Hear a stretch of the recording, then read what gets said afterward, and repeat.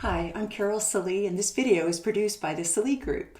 I'm primarily on YouTube with Real Bible, but thought I'd branch out into the wonderful world of parenting and family life.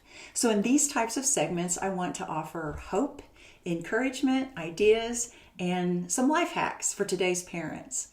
Let me give you a little snapshot into my life. I wanted to be a mom the whole time that I was growing up. I have a confession. I played house and with baby dolls a bit longer than most of my peers. I got married when I was 19 to my husband Phil. We've been married for 42 years now. And not long after we got married, God blessed me with 3 children, Julie, Jill, and Josh. And now I am Grams to 4 granddaughters and 1 grandson. Well, here's the point of what our time together is going to be today. In a family system, we all have to create family memories and undertake the job of helping the family become a work of art. And one of the ways that Phil and I took on this challenge was through what we called, not very creatively, family night. So I'm here today for this short segment just to give you some ideas on how you might start a family night for your family. I'm just going to tell you kind of what the system was for us, how we organized it, throw in a couple of stories, and then give you some challenges and some ways that you might get started. So what we decided, first of all, is that we were going to choose one night of the week to regularly have family night. Now, when I talk about family night, if you have kids in all kinds of extracurricular activities, and if you have teenagers, this is going to be a little more difficult for you to start. But Phil and I came up with the idea when our kids were like 3, 5, and 7, and we wanted to do something that would create family unity and family memories. So we decided that it fit our family at that time that every Saturday night at 6 o'clock, it was going to be family night. And then we proceeded as the adults in the family to guard that time closely. We did our very, very best to not overbook or double book on family night because this was going to be an important part of our family's history. And I do want to say that when it comes to picking your date and your time, that you do need to remember that the length of family night will vary depending on your activity. If your activity that night is to play with Play-Doh, that's not going to take as long as if you decide that you're going to go on some outing to a sporting event. So the first thing you need to do for a family night is choose one night of the week to regularly have family night. The next thing you need to do is set a family night budget. And I will tell you that a smaller amount will force you to be more creative. Now, my kids, they were growing up in the late 80s, early 90s. We were on a youth pastor's very small salary, and then we went to a church plant, an even smaller salary. And so our family night budget was only $10. And I will tell you, when your family night budget is $10, you have to get very, very creative in the ways that you're going to spend that money. But that was the challenge, that every Saturday night we were going to spend $10 doing something as a family. So set your night, you've set your budget, and then one of the biggest rules we had was we asked every family member to participate with a positive attitude. So whether everyone likes the activity or not, everyone participates without whining or complaining. But one of the things that you'll have to do whenever you ask family members to participate, there's a couple of questions you have to ask. You will have to determine, do we go ahead if someone is out? Because there's going to come a time, when your kids are in those younger childhood years, you really can control if they're going to be home. But as the family starts to do more and more, you have to decide if anyone's gone, are we going to take the week off? In our family, everyone had it. We had to have 100% participation to be able to have a family night. And the second thing you need to ask is, do we want to include other children? We started this back when we lived in Colorado, and we determined at that time that we were not going to include additional children in family night. Part of that was because we were trying to create family memories with our family unit. We also were only on $10, and if we added in other kids, there's no way we could do anything for $10. But if I could go back, I might rethink that a little bit and include some other children. It could be that whoever's night it is to do family night, they're the one who gets to invite someone. Because let me tell you how this looked.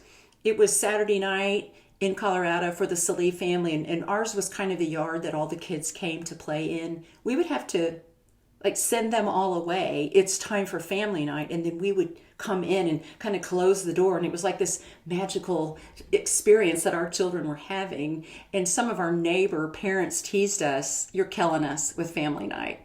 But because, and you'll see this later as I go through more of these guidelines, we included a biblical element to family night. I kind of wish that we had included some of those neighborhood kids so that they could have had some of the exposure to the gospel that we were sharing with our own children. So you choose one night of the week to regularly have family night, set a family night budget, ask every member to participate with a good attitude, and then you want to allow a different family member to choose the activity each week. And there should be no limit to creativity or the variety of what you will do. You'll also begin to see when you do this what each family member has a tendency toward. I can tell you now that I look back, our daughter Julie, very artistic. We did a lot of art projects with her. We did a lot of plays. We did a lot of dressing up whenever we played board games.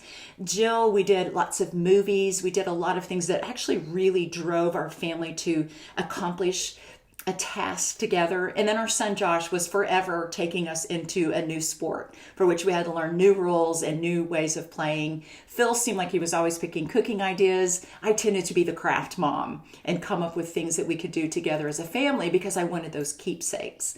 So allow a different family member to choose every week. So in our family, we had 5 family members. That meant that every 5th week, it was going to be your turn to come up with a family night activity. Now, the way we handled it was whatever child, it was their family night, they would come to me and they would whisper in my ear what they wanted to do for family night. I would brainstorm with them the ways that we were going to carry it out. And then I would go and purchase with their allotted $10 what it was that they needed to be able to fulfill family night. But then me and the kid who came up with family night, we would keep it a secret. So we would sit down on the couch as a family on Saturday night at 6 o'clock and we would say, "Okay, Jill, it's family night, you're in charge, what are we doing?" And then it was like the big reveal of what the family was going to do that night. And I refer back to the last rule where there was no whining or complaining, that we were all going to get a chance to do the things that we really liked doing. Okay, so I was the keeper of the secret of family night. Then what we would do after we'd go through family night, we would end the evening with a family devotional while we ate a special snack. And special snacks, sometimes they were a part of what we did as an activity. Like one time Phil bought everyone a tube of cookies. This was back when cookies were cheaper. And we each got to make a giant cookie and then decorate it. And that became our snack.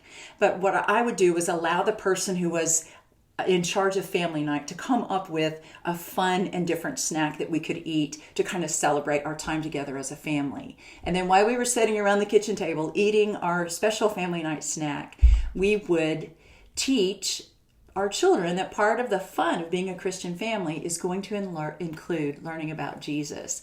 And a suggested resource that we used that was published at that time by Tyndale was the 1-year book of family devotionals. So it had 52 devotionals in it, and it had these little finger puppets that came with it. And so every week at the end of family night, we'd be having our snack, we would read this story, and it would have this great principle of biblical teaching. So there's kind of the guidelines of what a family night can look like. And how I want to end is give you some ideas for some ways that you can find new things that your family can do. So here we go. I'm just going to run through this list. Start by ordering a tourism package from your local Chamber of Commerce because they will offer ideas for places to go and things to do that you might not think of. And most cities also have websites with this information. But I will tell you, when your kids are little, actually having the pictures of those brochures that they can look at and for them to be able to retain that brochure after your family had that experience really kind of helps build the strength of that memory. So it's like giving them all these options of things that they can come up with.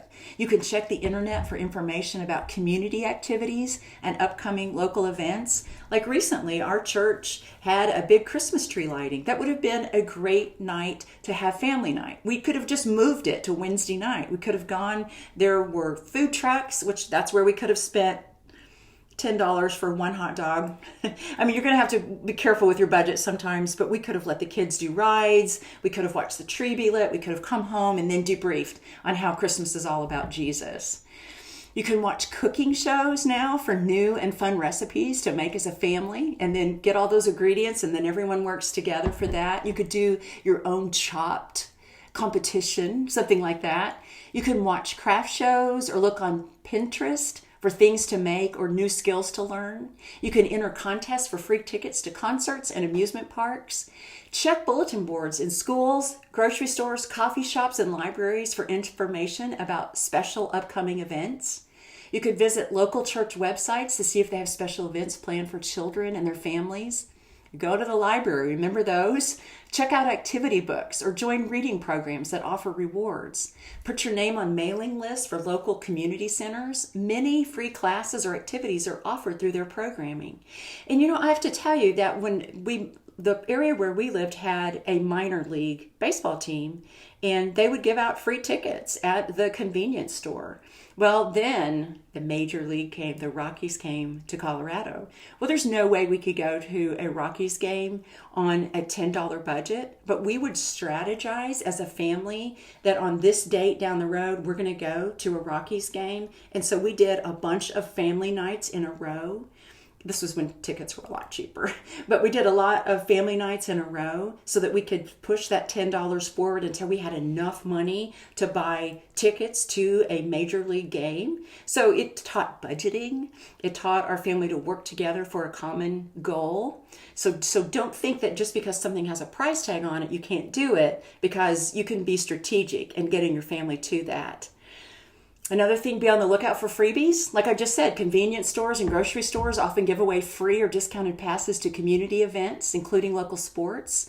You can contact local schools for information about athletic events or plays or carnivals. Check with local museums, the zoo, or amusement parks for information about special discounts or twilight rates. A lot of times if you go later in the day, you can get a cheaper rate. Keep an eye out for sales at craft, hobby, or sporting goods stores. Josh was always buying us badminton sets, and he would buy wiffle ball sets, and sometimes those cost a little bit more, so he would strategize. I'd see it on sale, we'd buy it, and then a couple of family nights he would go with sports equipment that we already have. Again, teaching just repurposing and teaching working together as a family. You can create activities that correspond with specific holidays. I have so many cute Easter bunny sets, Halloween sets, Santa Claus sets, because I would watch. After the holiday was over, I would buy the little paint kits, and then I would save them and haul those out the next year for us to have these little cute ornaments that we could decorate our home with. Watch for opportunities for your entire family to be involved in mission projects or community service. I mean, who says that we can't do some giving back on family night? Some of my greatest memories with my kids are watching them be at a mission project or at some kind of a service project. Make sure you're watching for sale items. If you see kites on sale, grab them, hang on to them, see if someone wants to use their $10 to have a night when the family goes and flies kites. If you decide you're going to watch movies at home, try to minimize screen time if you can, but if you decide you want to watch movies at home, you have to realize this was back when you could go to Blockbuster and you could get a movie for $1. That was a really big deal to let your mom take you and do that if it was your night to have family night. But if you watch movies at home, pull the couches in front of the TV, because we've never had enough house to be able to have a big media room. Turn off the lights and make some popcorn to really try to create that movie feel. And then after the movie, have a conversation about what they liked about the movie, what they didn't like. Is there anything redeeming for the gospel? Could God teach us anything from this movie? Purchase games to play. For instance, Julie, she bought Clue, saved up a couple of family nights so she could buy Clue, and then we all dressed up like characters from Clue. Julie was always having us dress up. We would dress up like Bible characters and we would act them out in our home. One of my favorites was when we dressed in Bible costumes and we were reenacting the man who they let down through the roof. We had a 2-story, so we put Josh on a sheet and tied some ropes to it, and Jesus fell, he's waiting down at the bottom, and Julie and Jill and I are trying to let Josh over the side, and you can just hear him squealing inside that blanket. But it was so much fun for us to take those Bible stories and then assign the parts and be the different characters. So if you put on plays, let the kids write the script, direct the script, and let them be in charge of the costuming.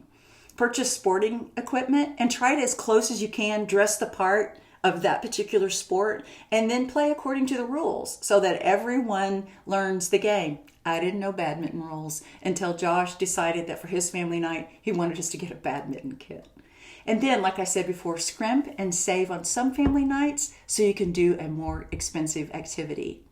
When I sit down now with my grown children, and they're all late 30-somethings now, when I sit down with them, one of the things that they invariably will come back to is they'll start talking about the different family nights, some of the funny things that happened, some of the touching things that happened.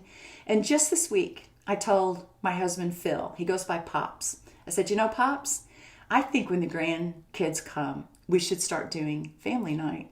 And each night that they're here, we're trying to do something special anyway. We let a different grandkid pick. Now, I don't know what our budget's going to be, but a different grandkid pick, because it will teach us what is important to that child, what that child is good at, and it will begin to create that same sense of camaraderie, and familyness that we want to create as the generations continue. So there you go. Just a suggestion for something you might do for your family. This is Grams. Thanks for watching.